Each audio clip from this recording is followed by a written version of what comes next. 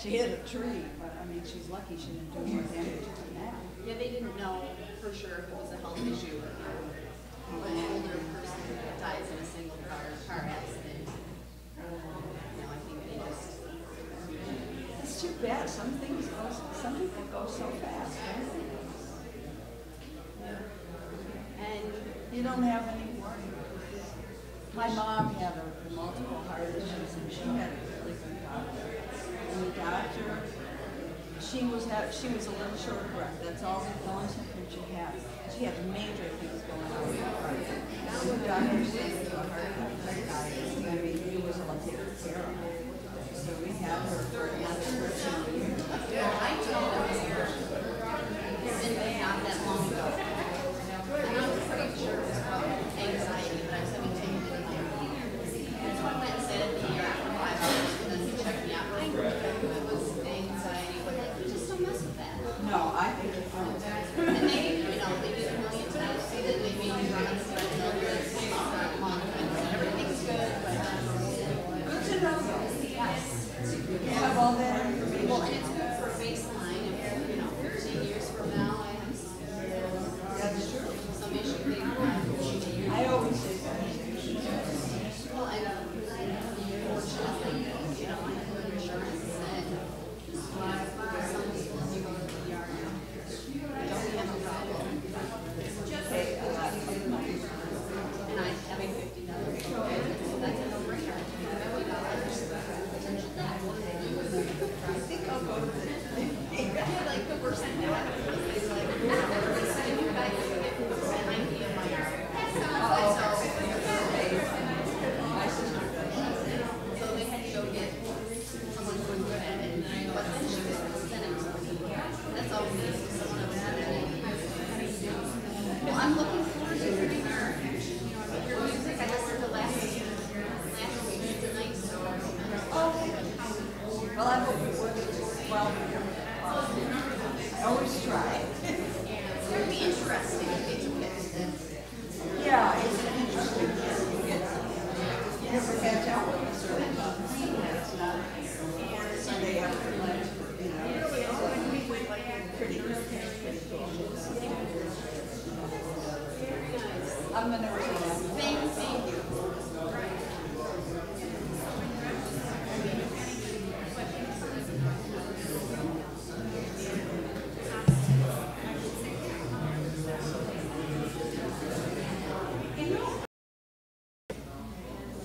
It's so funny.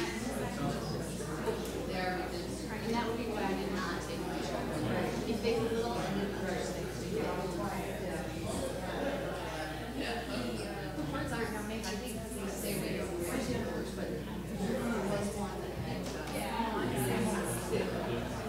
word in the title of the song, but they didn't say it, I think, I'm saying, but, still not taking it.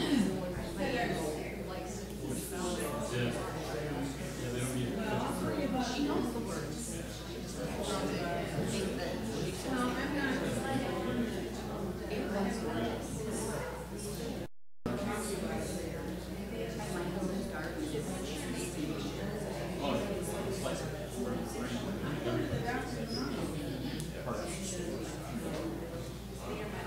I think I need to really. Sounds good.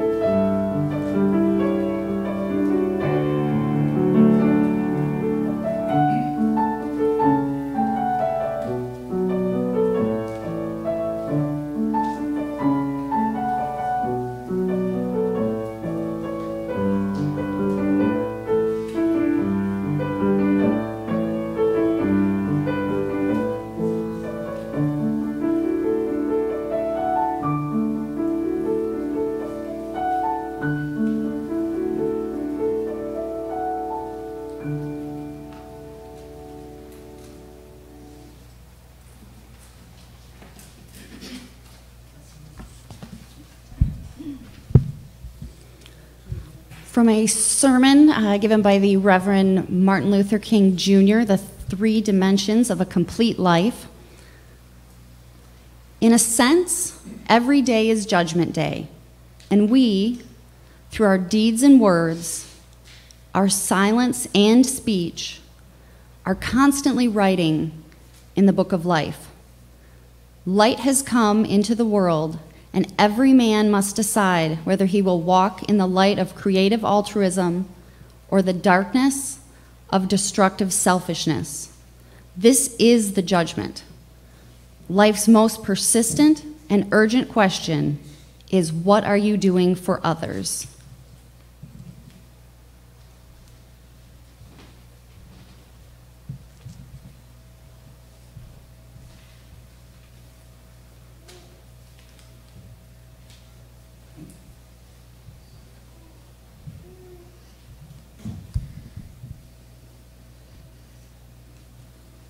Okay, good morning.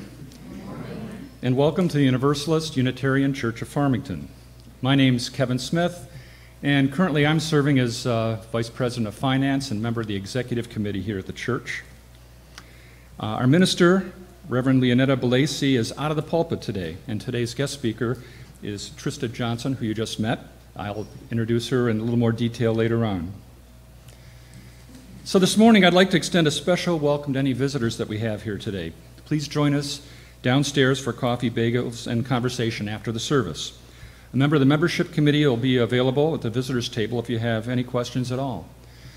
And I guess at this time, if you're brave enough, I'd like to invite any first-time visitors to stand and introduce yourselves.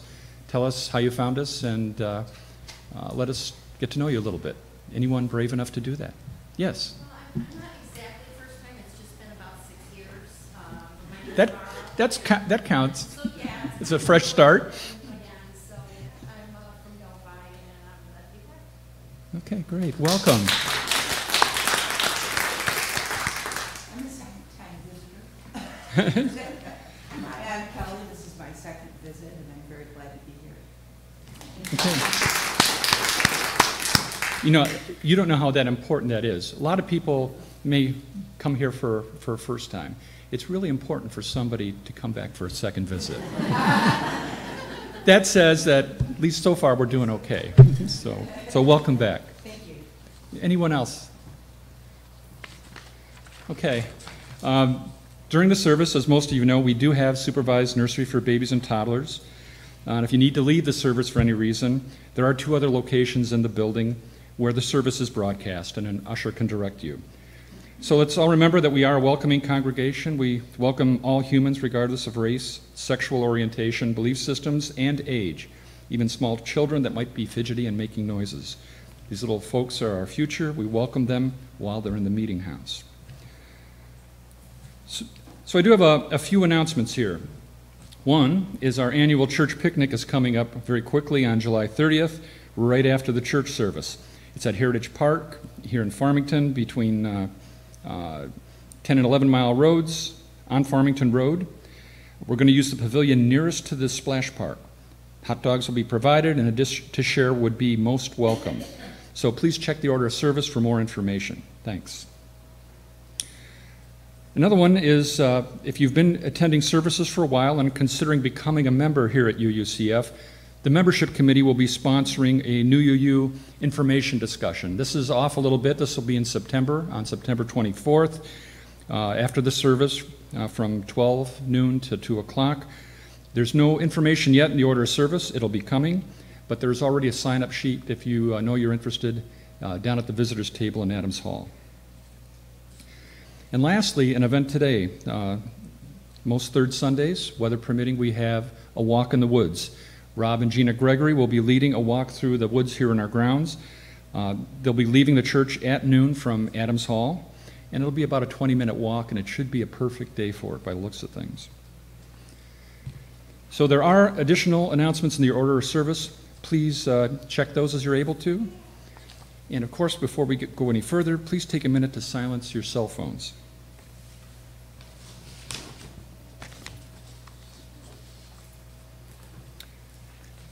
All right. Now, please join me in reading our Litany of Gathering. This is our sacred time and space. We gather in community to renew our spirits, to explore the mystery, and to share our joys and sorrows. With you I find strength. Together we become bound by love and respect. With me you can share your deepest self. Together we learn to understand and to forgive.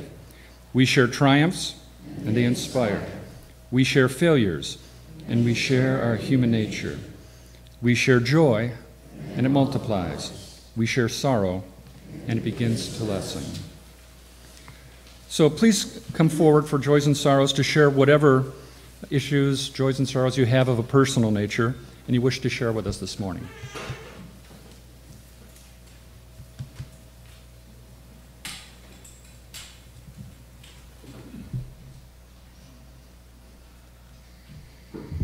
Good morning, everyone. I'm Joan Daly, and I have a joyful article that I read in the paper. It was about a Tuskegee airman who was celebrating his 102nd birthday. Wow. And he said, every day I wake up, it's a day I never saw before.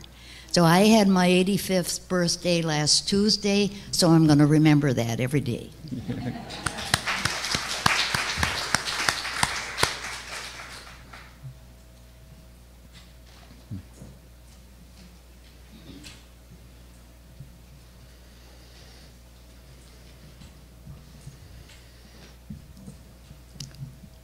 I'm Beverly Mannheimer, and I have a little story I'm going to share with you.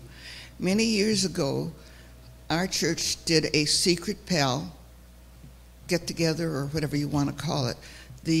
I think it was Kathy Silvers that was in charge of the Sunday school children, but I don't remember for sure. But anyhow, she gathered all the children that wanted to participate, and then she asked the adults that would like to participate. And the names were exchanged, and you would write back and forth, maybe for a month, little notes, and she would collect them and deliver them. And then finally, we got together, and we got to meet or come out and say, well, this is so-and-so is your secret pal. Well, Katie Kent was my secret pal. She was 7 years old at the time. I don't know how old I was, but I was enough to be. Well, she calls me Grandma now, so we're still friends, and she's a wonderful young lady. She and her father were in town 2 weeks ago, and they took me out to lunch. She and her boyfriend, and he's a scientist, and it was just so wonderful to see her grow up. I've never had children, so she really has been my daughter in a sense, and I've enjoyed her company very much. Thank you.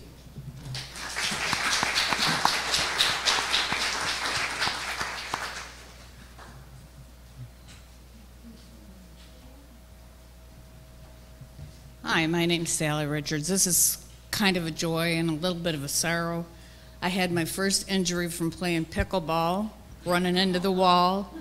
I've been playing for about 6 months, and my legs are so much stronger, it's unbelievable.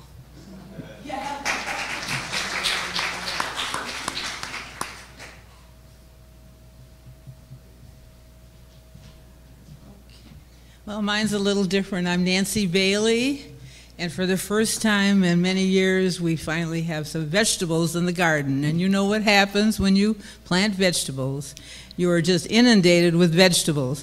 Well, what's coming in right now are yellow squash and zucchini.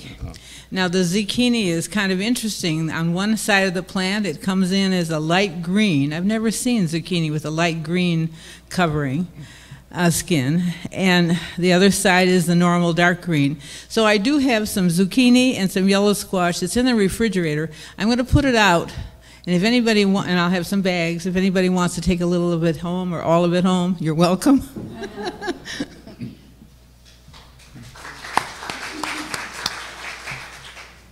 No one else? Well, I'm going to light a candle for the unspoken joys and sorrows among us.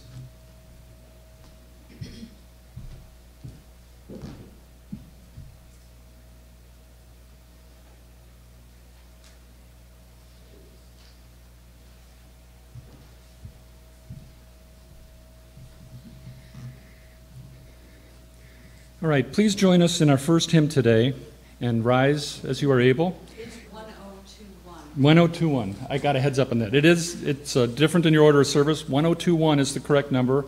Lean on me. I believe it's in the green book.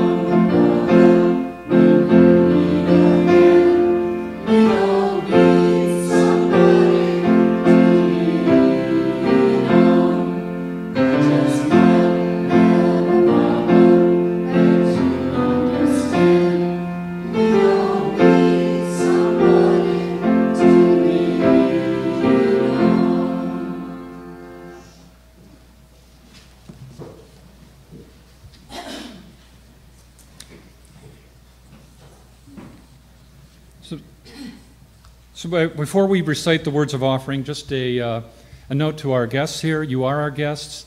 When we pass the collection plate, let it pass by, and it's there for the members. And hopefully down the road, it becomes something that you participate in too. But for now, you are our guests. So let's read this together. We give generously to support this church where love, justice, and equality inspire our acts of service and compassion. We dedicate these gifts to all that we stand for within the Unitarian Universalist tradition.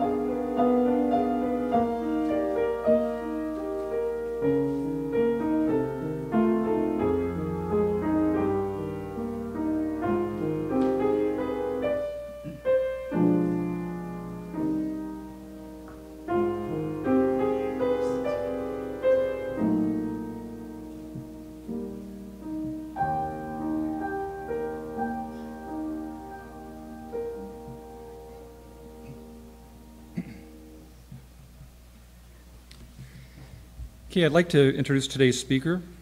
It's Trista Johnson, as I said earlier. She is the senior outreach worker at Catholic Charities of Southeast Michigan, and she has a passion for volunteering since childhood and has been volunteering and coordinating volunteers ever since. At CCSEM, she has the opportunity to educate the public about the services available in the older adult division, including 3 volunteer programs. She's previously worked with the March of Dimes, neighborhood associations, and schools, as well as the Longacre House. She was the Gleaners Community Food Bank Garden Volunteer of the Year in 2014. She is celebrating her 20th wedding anniversary this month and has 2 children, aged 8 and 10, who attend Beachview Elementary School in Troy. So please help me welcome Trista Johnson.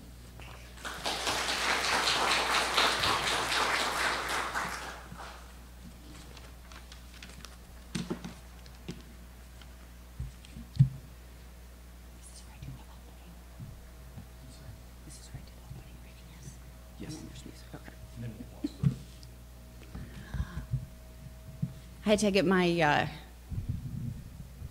my coordinator here, making sure I'm doing what I'm supposed to. For the opening reading, I have a guru that I like, Gretchen Rubin. She focuses on happiness. And in her book, Happier at Home, which has a great longer title, Happier at Home, Kiss More, Jump More, Abandon a Project, Read Samuel Johnson, and My Other Experiments in the Practice of Everyday Life. Volunteering to help others is the right thing to do, and it also boosts personal happiness. A review of research by the Corporation for the National and Community Service shows that those who aid the causes they value tend to be happier and in better health. They show fewer signs of physical and mental aging. And it's not just that helpful people also tend to be healthier and happier. Helping others causes happiness. One of the paradoxes of happiness is that you can be selfless, even if it's only for selfish reasons. About 1/4 of Americans volunteer, and of those, 1/3 volunteer for more than 100 hours each year.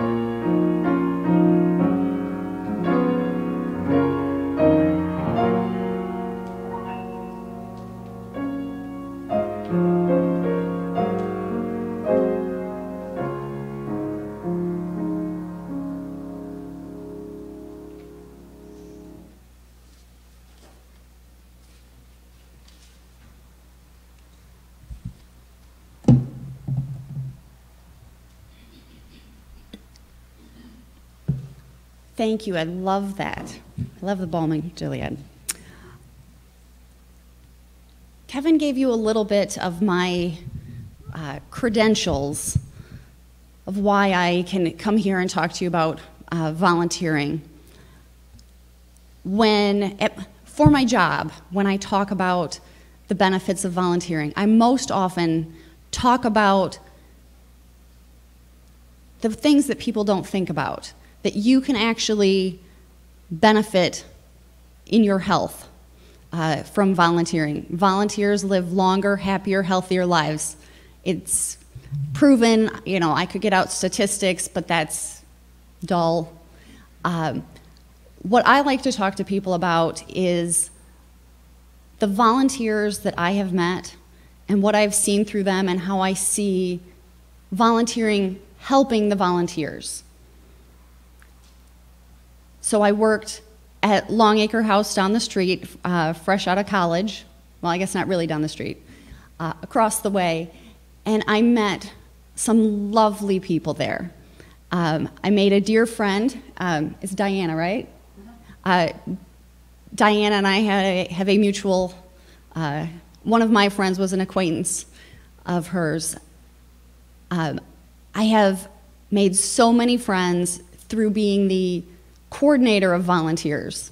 Not everyone gets to be in the enviable position that I am of spending my time getting paid to be with volunteers. But for those of you that can't do that, you can get out and volunteer and be with volunteers as a volunteer. And then honestly, you don't have to show up and do the stuff you don't want to either. So I started at Longacre and I knew a small number of committed people.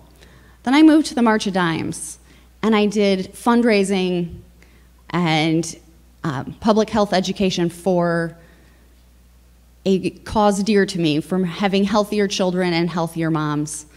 And I had a much wider scope.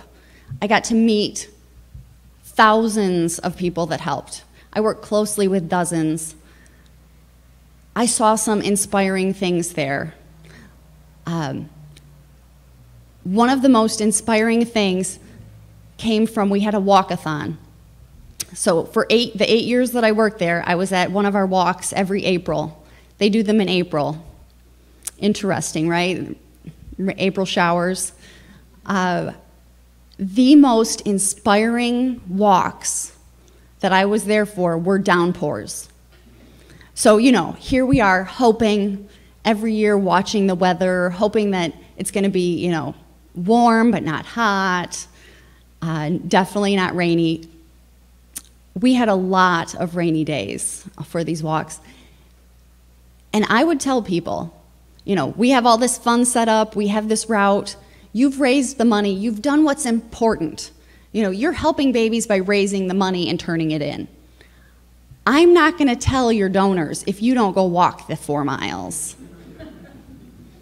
And some people took me up on that. But I was always so touched by those people. And I can picture Donna. I haven't seen her in years. I can picture her soaked. And it was like a 2-mile track, and you went around twice. And after the first time, I said, you really, you have done double duty here. So it counts. She said, no, I told my donors I'm walking the 4 miles. I'm doing it. I'm always inspired to see people who do the things that I can't do or don't choose to do. I would not choose to walk all those miles in the rain. I would, make a mental note, I'm going to walk some other day. But I got to see people who were out there, and on those rainy days, I would still have the Girl Scouts at the finish line cheering for people who came. So people brave the elements for what they feel deeply about, and that always moves me. When I had one volunteer who was doing a fundraiser where they called, you have like a little telephone bank, and you call your friends and you say, help me get out of jail, I'm locked up, will you donate? He honestly had a heart attack sitting at the phone bank, and he tried to continue making calls. We called 911, he left on a stretcher. He grabbed my arm as he left, and he said, I'm so sorry that I couldn't stay and raise more money.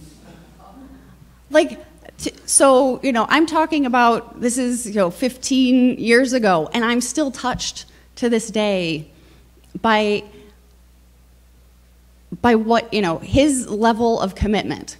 So I have this great job that I've been doing with volunteers for years, and my husband and I decided to have children.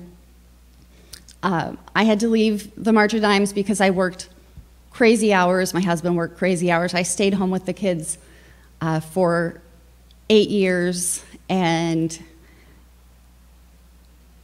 my kids are 2 years apart. So I left the March of Dimes. I was, had this one cute little baby, and then when he was almost 2, then I had this other cute little baby, and then about a year later, I'd been staying home for 3 years with the kids.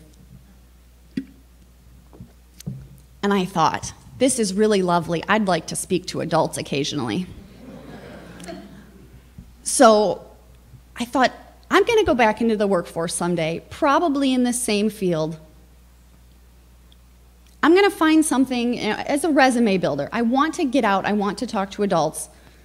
But I'm going to do something as a volunteer. I found this amazing opportunity. I'm a gardener. Really, if it came down to me picking what is my number one issue that eats at my soul, it's hunger. I love to eat. I do not like to be an hour late to a meal. It makes me very cranky. So I feel very, very sad when I think about people who have to go hungry. So this was this moment, this perfect storm, because I saw a volunteer opportunity where I got to go out and speak to grown-ups, garden, which I love, and raise fresh organic produce for local people. And actually, the garden was just at Halstead and 10 Mile, right down the road. And I would spend hours there talking with grown-ups. And I felt good about getting a babysitter because I was doing something good. I wasn't just I wanted to go have coffee and chat. And I was doing this for different reasons. I wasn't doing it just to be altruistic. You feel good about yourself when you do things like that. But what I have found through the years is that volunteers get more out of volunteering than what they put into it. When my kids started back to school, I looked for a job, one, for money, and two, because I'm a social person. I couldn't be home all the time. So I was very excited when I found Catholic Charities of Southeast Michigan hiring for the Retired and Senior Volunteer Program, because when I was at the March of Dimes, they sent me volunteers who were wonderful people. So the program I work for now recruits volunteers and then finds them volunteer opportunities in the community that suits their needs. So what my office does, what our job is to find out the community needs, find people to fill those needs. I get to spend my day interacting with the nicest people that you ever want to find. I knew I wanted to work with people my whole life when I was looking at careers. Those of you who've worked in public things like retail, you probably have an idea. Not everyone is 100% nice all the time. I'm not going to put a percentage on it. I've worked retail before. At my job, working with volunteers, 90% of them are the absolute gem human beings that you want to spend all your time with, that you want to invite over to your house. So not everyone can have a job like I do, but honestly, we do have an opening in our department, so if anyone knows anyone looking, send them my way. But being a volunteer, you can have those same experiences. You can be around other people who have the same passions as you and the same interests. You can make friends. When I was coming up with what I was going to say today, I was thinking back on all of these people that I have met over the years. When I picked to become a Gleaner's Garden volunteer, I didn't realize it. But even though I was with kids all the time, there is a loneliness that you can have even if you're with people. So I was filling this need of mine, not really understanding what it was. The most recent Surgeon General, Dr. Vivek Murthy, called loneliness one of the most prevailing health issues of our time. I have a big family. We do everything together. I didn't realize how many people out there are lonely. When I started working in senior services a few years ago, I heard this survey about happiness and what kinds of people feel fulfilled and what are the main issues for seniors. And I was very surprised. It makes sense, but I hadn't experienced it, that this survey was expressly about seniors, but for everyone, the number one reason that people aren't happy is loneliness. There are different ways to meet this loneliness need. You don't have to be a volunteer to have that met. But I can guarantee you, if you do find a place that you like to volunteer, you're going to meet some fantastic people doing it. When I talk about what I've seen through the years, I think about a volunteer who we have in one of our programs at Catholic Charities right now, who passed away recently. I have been quoting her for a year and a half. She came with me to a presentation. Wonderful woman. She was a volunteer in our senior companion program. She spent, for I believe 8 years, 20 hours a week sitting with homebound adults, mostly seniors, keeping them company. That program is for limited income adults, and it's a very intense program. It's honestly hard to get people to join because people go, wow, 20 hours a week, that's a huge commitment. But Sis, they call her Sis, told me that she joined it to help other people, but she got so much more back from it than she ever gave. I saw the joy that she gave to the other volunteers in the group. I'm sure she gave 10 times that more joy to her homebound companions, her clients. But she felt that what she got out of it was more than what she gave. She said, I've made the best friends. She says, I keep in touch with my clients, even if someone has moved to a nursing home, then they can't be a part of that program. I've made all these wonderful friends. I have another volunteer who's a tutor, works in I think it's 3rd grade classroom. She goes in once a week. She told me she wouldn't trade that volunteer position for $1 million. She told me this 3 years ago. And when she said it, I thought, what is wrong with her? I mean, honestly, $1 million? I like my job. I really do. I have a very, very cool job. If any of you would like to give me $1 million to leave it, I can make that decision very quickly. And they will, I will give plenty of notice, but I would take $1 million and go do something else. Then I could be a full-time volunteer. But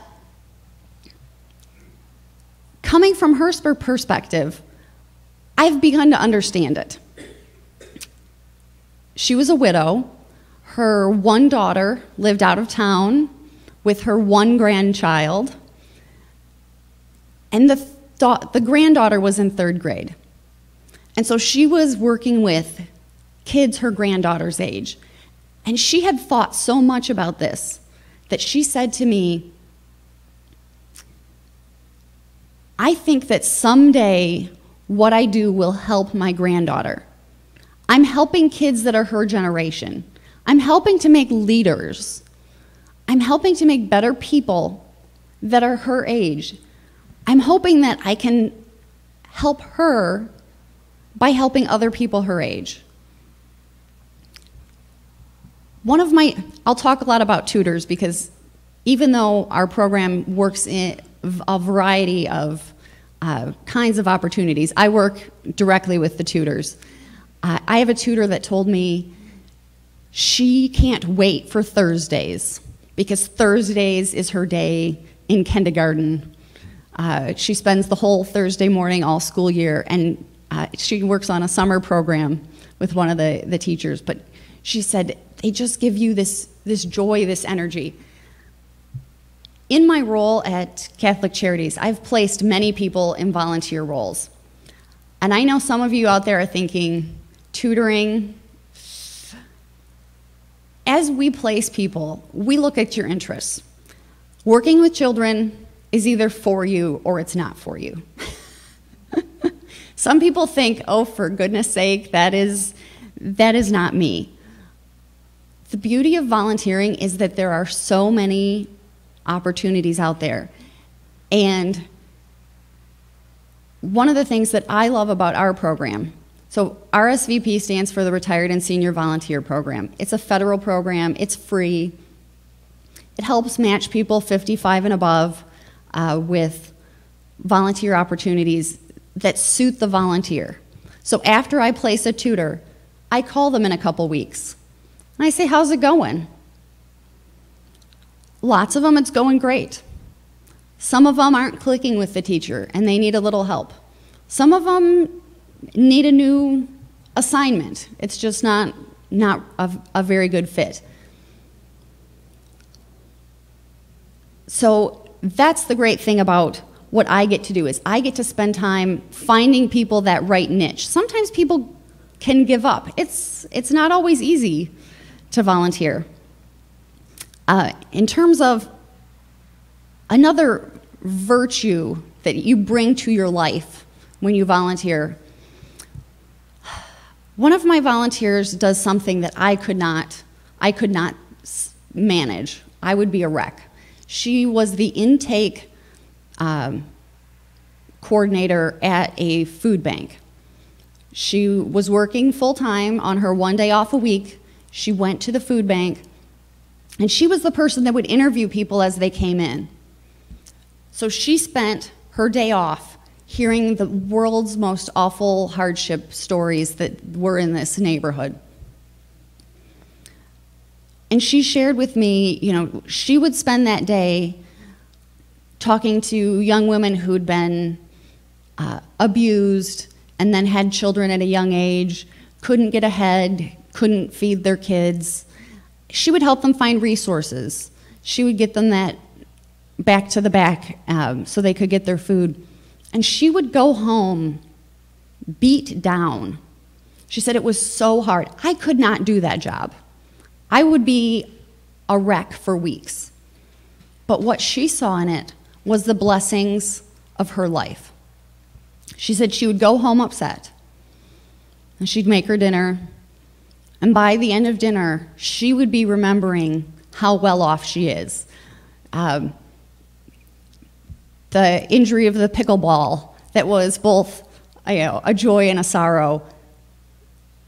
So she would feel this sorrow, and then it would remind her what she has. We can all get caught up in those little things. You hurt your leg, your in-law is annoying, your whatever we have in our lives. But when you spend time seeing people that have very serious problems, it really does make you happier. I recently started seeing some new doctors, and I've been going to the Detroit hospitals recently. There was a woman I was sitting in the waiting room with this week, and I thought she was elderly. Well, not elderly. I thought she was much older than me. She was talking about her heart doctor with someone else in there, and she has to go to this doctor that I see once a month. And I thought, gosh, she must have a terrible problem if she's in here once a month. I'm every 6-month checkup. And she was talking about all these problems. Later on, she told someone she was 7 years older than me when she said her age. I was blown away. You can tell as you look at people if they're not brought up with privilege. We live out here, well, I guess you don't all live out here, but in my life, I didn't really experience too many people in poverty. I grew up in Plymouth Canton, I moved to Farmington Hills, I moved to Troy. These crosses of different walks of life have really helped me forget about those silly worries. The garden experience also shows another thing that volunteering can bring to your life. So I started with this garden that Gleaners had for pretty selfish reasons for volunteering. My family, not just me, but my whole family gained so much from that experience. My son was in the local newspaper. He learned how to plant tomatoes when he was little. My daughter blossomed in that. She started going there when she was 18 months old, and she would hold my leg as I would water the plants. We didn't have an irrigation system then. We actually stood with a hose. I apparently was not bright enough to bring a sprinkler. The other woman that watered said to me after a few months, "Why don't you bring a sprinkler? Read a book." My daughter would hold onto my leg as I would go plant to plant. I don't think that year we had the third of an acre all planted, but in its height, it was a third of an acre. Over the years that we spent there, my daughter, who had been a fairly shy person, bloomed in this garden. The things that we learned, I learned from some older Chinese women which things that are weeds that I've been pulling out in my yard are edible. And so now, that's our family thing. We can go out in the backyard and we can pick weeds and make a salad. So it's a fun little family thing, but it's learning from different cultural traditions. But what we most got out of it was taking ownership of the place. My daughter, I think she was about 4 when she started being in charge at this garden.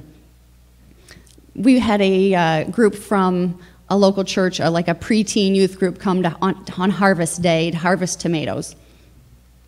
And I'm showing these 11, 12-year-old ladies, what a ripe tomato looks like. You'd hope they would know. But I'm showing them, red like this. Here's your bag, go pick some. And they literally were coming back to me with green tomatoes and saying, is this one red enough? So my daughter at age 4 goes, oh, I'll show them. And she takes them around. So here's this preschooler instructing the preteens. She would have hid behind my leg had we not been in a garden. But she felt empowered there. She had learned so much. It was her space.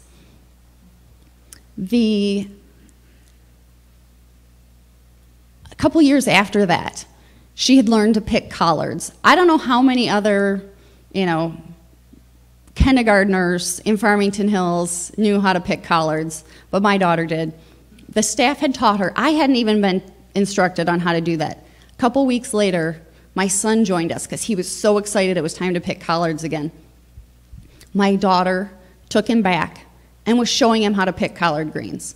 And the staff member saw that and freaked out because here's two kids doing a project solo. She doesn't know if they're ruining the plants. She runs over there and she's like, hey, so, Lucas, what did your sister teach you on how to do this? And it's like a 5-step process. And she remembered it from 3 weeks ago. And take off the outside leaves, look at them, see if they're dead and yucky, throw them on the ground to keep the weed cover down. Pick off the good ones, hold them in a bunch. When you get this much, you wrap the rubber band. And she had remembered all that and told it all to him. She owned it. The confidence that she came up with in that garden was beautiful to me. She's 8 years old now. She's definitely not the shy little thing that she was back then.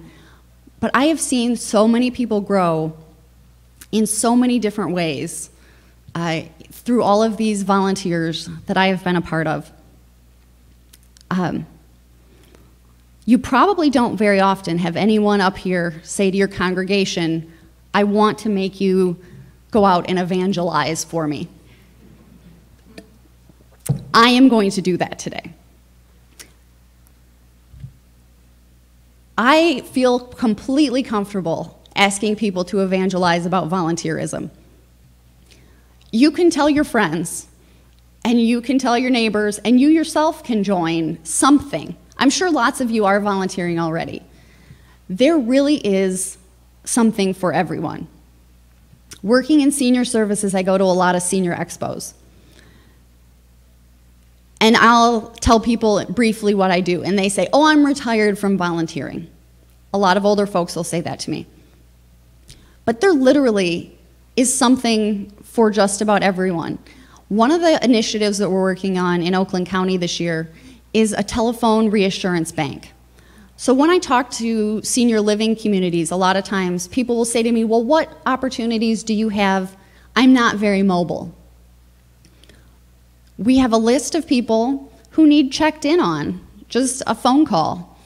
And we're building a list of volunteers that will call them once a week at a set time. You're the Tuesday morning, 10 a.m. phone call. Hey, how you doing? It's just a friendly voice. Check in on some people that are, medically fragile and their family can't see them every morning. They only see them in the evening. But we find all these interesting little niche assignments. Another big thing we're doing in Oakland County in my office is we're working on expanding our tutoring program. And within a not very far distance from here, there are schools in amazing need. And tutors can make a huge difference. So everything that we do runs the gamut. I do feel the need to say, although I'm sure you know, Catholic Charities certainly does not require anyone to be Catholic to be a part of these programs. It's a government-funded grant. They want to do this for the health of seniors and the health of the community. It is, if you want to get down to the basic nitty-gritty, it is cheaper for us as a country to keep people healthy. And one of the things that does that is keeping people socially and physically active. Volunteering can really do that. So I tell people about my magic pill. So if you want to do it, my silly way, if you're going to tell your friends my message and take me up on my challenge to volunteer and to evangelize for me, when I'm at these expos, I say, I can give you something that these other people can't. Because a lot of times, there's hearing checks at this table, and there's nursing, in-home nursing at that table. I say, I have a magic pill. How many other people here can give you something that'll help you live a longer, happier, healthier life? All three. Like, isn't that what we all want for our families and ourselves? Volunteering does that. I really can't say enough about it. So I call it the magic pill. No doctor has a magic pill that I know of that does that, but getting out and volunteering does. I have resources for those who aren't 55 and above, because my program is for 55 and above, that I'd be happy to share because my job, this grant is a government grant, so we have our rules. You know, I have people come to me and say, I'm 54, honestly, I can't join. And yes, there's rules about that, but I do have a tremendous set of resources because I work with the volunteer coordinators all around, and we find out the community needs. So I'll be around afterwards and can share things with that. If anyone is interested in our RSVP program or any of our volunteering programs, it's not a commitment. It's a free program. We send you an interest and enrollment form. You check things off, and then we call you back and say, would you be interested in this, or this? There's no fee. If you don't like it, there's no problem. And that's the other beauty about volunteering, right? You try it. If you don't like it, what are they going to do? Fire you? Volunteers do sometimes get fired, but that doesn't happen very often. So that's really my thesis. I have seen through so many people what volunteering does for people. I love it. I got hooked on volunteering as a kid, and I've never lost that feeling. When I worked at the Gleaner's Garden, from my first year when I was a helper there, and we raised 4,000 pounds of healthy produce and donated it here in Metro Detroit, despite 5-foot-tall weeds, I said, I can't do this. This is awful. I'm parting weeds and we're losing tomatoes because you can't see them. My second year, I helped recruit additional volunteers. Like I took that on. I was like, no, I'm not going to be the only person out here weeding every other week. You know, there were only people sometimes. My second year, we were able to donate 8,000 pounds, so we doubled our production. That's a really big number because we did some really heavy vegetables, like the extra zucchini that's come in a little early. But I have seen so much. So I'll be around afterwards. If any of you would like to talk to me about resources, about our program, I have my cards. I would love to tell you more because honestly, I was telling Marie that I could really talk all day about this, and that's probably not what all of you had planned for all day. So I really appreciate you having me here. This is a fantastic congregation, and I love getting, I often say, you know, I know I'm preaching to the choir here, because when I talk to people who are already out and doing things, you're already out and doing things. But today it's like slightly more true that I'm preaching to the choir, being here, standing where I am. So thank you very much.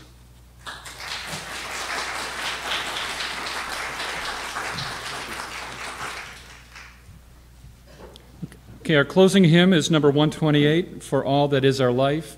Please rise as you are able.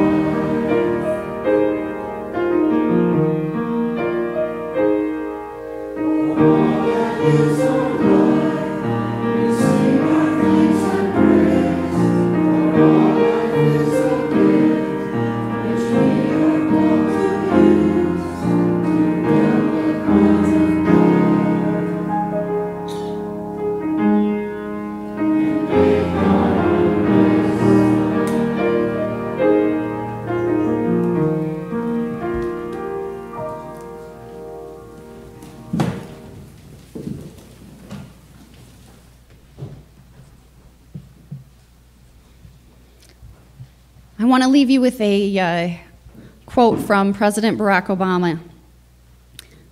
The best way to not feel hopeless is to get up and do something. Don't wait for good things to happen to you. If you go out and make some good things happen, you'll fill the world with hope. You'll fill yourself with hope.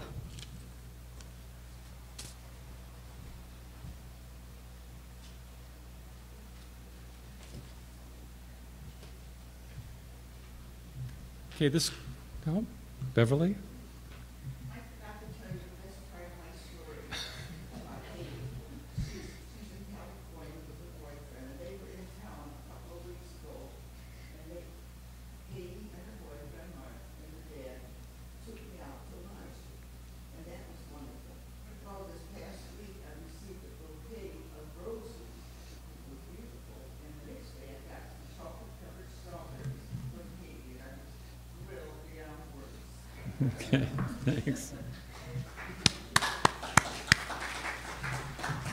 Okay, so this concludes our service. Please stay and enjoy the postlude, and then join us downstairs for coffee and conversation.